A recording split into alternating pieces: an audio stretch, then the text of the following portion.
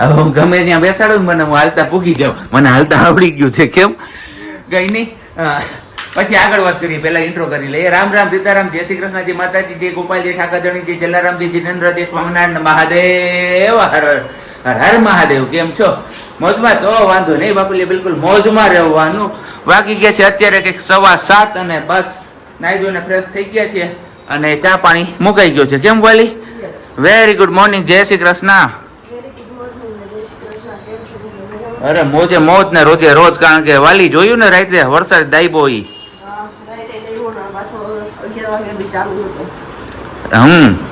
અને આજે પાછું ભારેથી અતિ ભારે વરસાદની આગાહી છે. જોઈએ છીએ કેટલા વાગે ચાલુ કરે છે મેઘરાજા એમની બેટિંગ. શું તમાકુ ખાઈને જે તમારી માવો કે તમાકુ ફેંકો છો ને હા નહીં કરો. ઓકે એ હાલે છે ને બધું મોઢામાં લઈ નાખે. ઓકે, બીજું કઈ નહીં તમે પાલન કરશો એવી આશા રાખું તમારી પાસે. ના વાલી, તું કે ને હું પાલન ના કરું એવું તો કોઈ દે. પાલન કરો. અહીંયા આ છોકરી આપડી જો અહીંયા પૂકી ગઈ પાછી. પાપા હું અહીંયા પહોંચી ગઈ પાછી, તમે ભલે ને મને વાં બેસાડો. હા, રામ રામ સીતારામ. સિયા રામ રામ સીતારામ, જય શ્રી કૃષ્ણ. સીતારામ કરો માં દીકરો, સીતારામ કરો. સીતારામ સીતારામ કેમ કરે સિયા? ઈ નહીં, આમ જામ આમ આમ સીતારામ કેતો નથી. ગાડી મૂળમાં નથી એને, કારણ કે આ આપણો શું કહેવાય કબાટ કે જે કયો એ ખુલ્લું દેખાય ને એટલે એને મમ જ દેખાય છે ત્યાં. એટલે એ સીધી એના મમ્મીને ત્યાં ઈશારો કરીને કે મમ મમ મમ મમ. જો જો જો જો જોઈ લે જોઈ લે જોઈ લે જોઈ લે, ઊભી થવા જાય. એ લાગી જાય માતાજી, ને લાગી જાય. હા લાગી જાય. હા થઈ જાય. હા હા હાલો હાલો હાલો હાલો, હું બંધ કરી દઉં. હાલો બંધ કરી દીધું. એ હેલ્પ કરવા આવતી હતી એવું હતું કે પપ્પા તમે ખુલ્લું રાખ્યું ને તો હું બંધ કરી દઉં. કામ તો છે માં દીકરી, જોયું નહીં તમે ગઈકાલના વિડીયોમાં? કચરા વાળવા લાગતી હતી માસીને. હાથમ આઠમ વહી ગઈ એટલે કામની તાણ પડી ગઈ ને. હા આ લોકોને જોવાની મજા આવી બધી. પોતાની ડોલે પહોંચી ગઈ પછી તો. હવે ક્યાં પૂછ્યા બેન? ત્યાં જ હોય. કલર ઉખેડશે ખૂણાનો. જ્યાં જ્યાં કપોટી ઉતરી છે કલરની બધેથી કલર ઉખેડે છે. રૂમમાં જાય તો રૂમમાં એમ કરે, બેડરૂમમાં એ કલર ઉખેડે. આટલો વરસાદ પડે છે છતાં પણ બફારાનું નામ ઓછું નથી થતું. એનું રીઝન તને નથી લાગતું, પણ મને જો આમાં તમને ચમકતું હોય છે. આ મેં લૂછી નાખ્યું એટલે કહું છું. જોવાની જો બતાવું, જો જો આમાં દેખાય તમને પરસેવો? હા તો એક પાણ થઈ જાય બસ. બીજું કઈ? એ તારે જેટલા વીઘા રાખવું એટલા વીઘા. અને વીઘા ઉપરથી યાદ આવ્યું આપને કઈક, કા કે નથી કેવું હમણાં? એવું છે તો કઈ નહીં, ભલે રહ્યું સસ્પેન્સ. નિંદરમાં હોય બાષ્પીભવન થઈ ગયું એમ. એ સારું લ્યો. રાત તો ભુવન માણા વાતો કરી બાષ્પીભવન થૂમ થઈ જાય. મને કોણ કઈ વાત કરે? તમે મને કઈ કયો, તમે આવો સીએનજી એકવાર 5-7 મિનિટ રાખો, રમાડો, પછી સીએન ફોન થઈ હું સીએન ફોડે તો તમે મોબાઈલ લઈને બેસી જાઓ. તો તું મોબાઈલ લઈને બેસી જાય. એ તો કોઈ એવું જ ને સિલેબસમાં. મારે તો બેહવું જ પડે. હું નો બેહવું કોણ બેસે? એડિટિંગ કરવા ગયો તો વટાણ 5 વાગે ઉઠ્યા હતા. તમને એમ થયું ઉઠીને પછી ફ્રેશ થઈને આવ્યા તો તમને એમ થયું કે લાઈ હું મોબાઈલ લઈને મારો મોબાઈલ લઈને જોઈશ, એના કરતા ઓલો મોબાઈલ લઈ લઉં તો હું એમાં એડિટિંગ કરી નાખું બાકી હોય એટલા વિડીયો. મેં રીલ શેડ્યુલ કરી, જોઈ લે જેટલી તારા મોબાઈલમાં હતી ને બધી, પછી બધી રીલ્સ મારામાં લીધી. કોણે કીધું? 6 બતાવું હાલ, 6 રીલ બતાવું તારા મોબાઈલ. હા નથી બન એ છોકરી પછી તેથી ભાપ થયું તું એમ થાય તો માથે આવી છે. અત્યારે વોકર નથી તો વાંધો નહીં. નકર અમાર બેન બા ને જે ચેર ખેકે ને તો આવે હેઠી પછી ભાપ થઈ જાય. આ બધો લબાચો ક્યાં મૂકવા જાવ?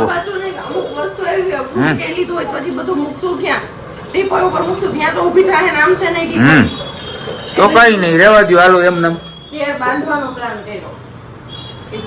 તો ચેર કાઢી જ નાખીએ તો હાવ રૂમ માં ભરીને મૂકી દે.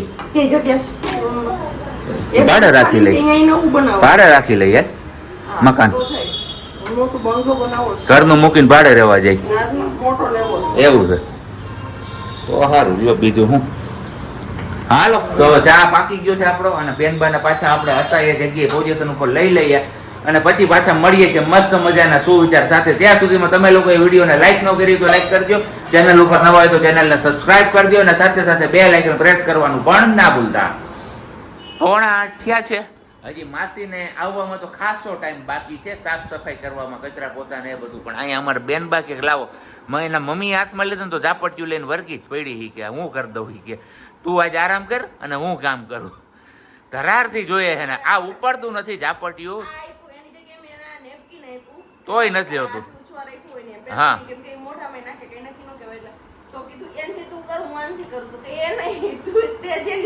એ જ મને દે. હા કર કર હાલ કર કર કર ઝાપટવા માંડ હાલ સોફા હાલ. હા અને હે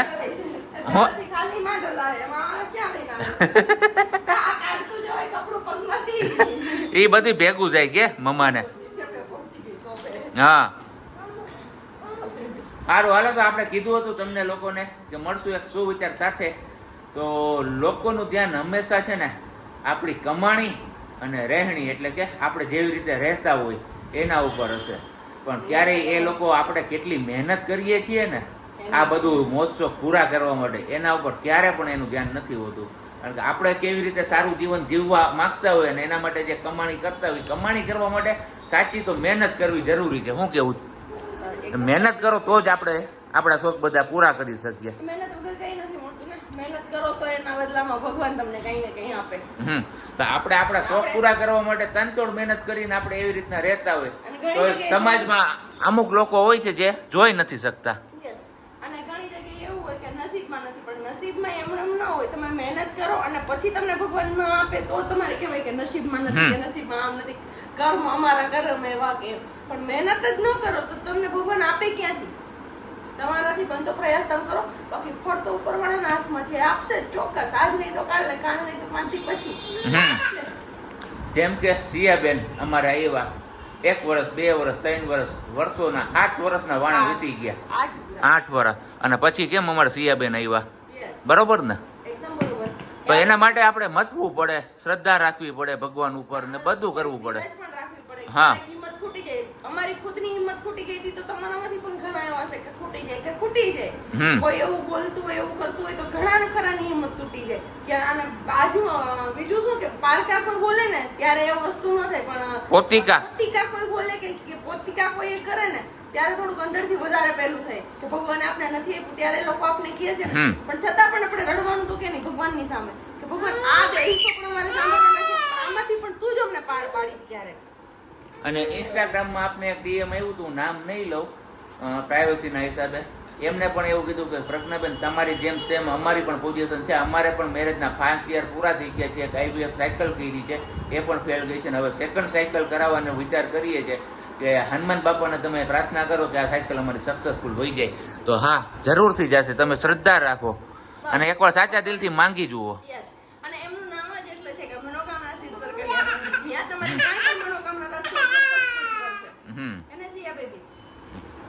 એ લોકોની તો કદાચ એવી હશે સ્થિતિ કે IVF પણ કરાવી શકે અને અમારી તો એ પણ પોઝિશન નહોતી, અમે IVF પણ કરાવી શકીએ. કેમ કે એમનો ચાર્જ સાંભળીને જ અમારા હાથ પકડી કે આપણો જે ફિક્સ પગાર હોય ફિક્સ પગારમાં આપણે IVF ની સાયકલ કરાવી, રેન્ટ ભરવું ઘરનું કે શું કરવાનું. એટલે અમારા માટે તે શૂન્ય સમાન જ હતું કે એ કોઈ દિવસ વિચારવાનું જ નથી. ભગવાન એમને આપી દે તો ઠીક છે, બાકી રાહ જોઈશું ભગવાન પાસે ક્યારે આપશે ક્યારે આપશે ક્યારે આપશે. ફાઇનલી આપી દીધા શિયાબેન ને. અને ઓલો કાના વાળો વિડિયો શૂટ કર્યો ને, હાલો તો એમાં રોતા રોતા ગાડી ચલાવતા આવડે છે. સિયા રોતા રોતા ગાડી ચલાવતી હતી. કેમ ચલાવે ગાડી? સિયાની ગાડી કેમ હાલે? સિયામ જો સાવધાન સાવધાન મોઢામ છે પેલા ફિનિશ કરી દેવાય પછી હલાય. ચલો વાગી ગયા છે બપોરના 11:30 પોણા 12 જેવું અને વરસાદના નામે કંઈ છે નહીં. આગાહી તો 11 વાગ્યાથી ચાલુ થતી હતી, પણ આપણે અહીંયા કંઈ નથી. સાબજીને રસ્તામાં તો કેશોદ સુધી એવું કહેતા હતા કે તડકો હતો ને કેશોદ પછી અંધાર હતી. અને વહેલી સવારમાં માંગરોળ તાલાળા એ સાઈડ બહુ બધો પડ્યો કે ને બારે મેં ખાંગા કરી દીધા. એવી હાલત કંઈક કરી નાખી છે.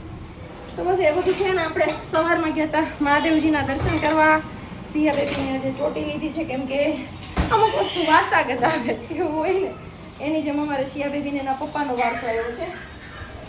અને એના પપ્પાના વારસામાં હાજે વાત કરશું તો બોલો છે ને ત્યારે જ કે હું વારસામાં આવ્યું છે.